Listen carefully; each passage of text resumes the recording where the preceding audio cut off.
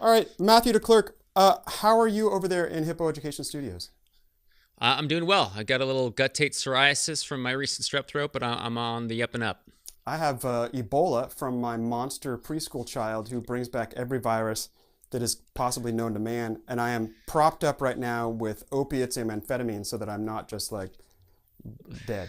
Well, That's what I'm it's doing. your own fault for not vaccinating him. That's exactly. You deserve those measles, how dare, Aaron. how dare you even imply that they are not vaccinated?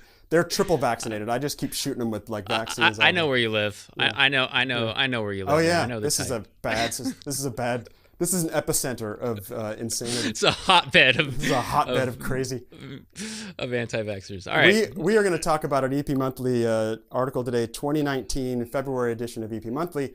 This one, what is it called? What's the name of it? Teletriage? Teletriage. Teletriage. And I thought this was a really good article. It's short. It's Yeah. fascinating on many, many levels. I got stuck on the entrepreneurial part, the idea of doing something that is good for the patient, good for society, good for the bottom line, and let somebody do something entrepreneurial and make a business out of it. It's just super Yeah, I thought fascinating. it was the best article this month, so they get the best article award for All right, me. good. Yeah. Mostly what I liked about it was, look, we do this already when, I'm not a huge fan of the doctor and triage, but there are a lot of patients that we prevent from having to go back in the ED because we divert them to super track urgent care, but they're still there and it's still crowded. So you're just taking that a step even further when they're at home. Yeah. And if you could prevent them from even showing up or divert them to the appropriate care, or like, man, I think it's great. And ED docs, that's what we do. We're triage. Yeah. We're triage monsters. I put that exact same thing. Not only we triage monsters, which like that used to be an insult. Oh, you're a triage doctor. There is no, this is like where I get a little bit proprietary, where if you were a radiologist, you wouldn't want to hear me talk about it. I like medicine in general. I'm a huge fan of all this, especially primary care.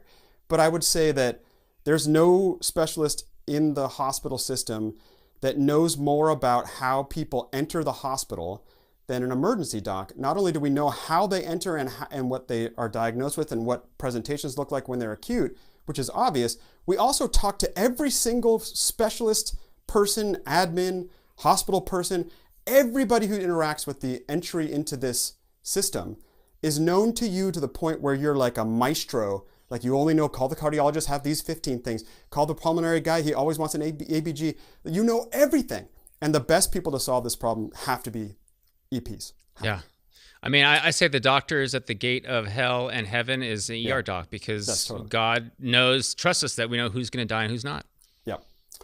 Well, I like this article a lot, so let's give that thing a read. And it's even got a pretty picture in front of it. So you just can't go wrong. You can't go wrong.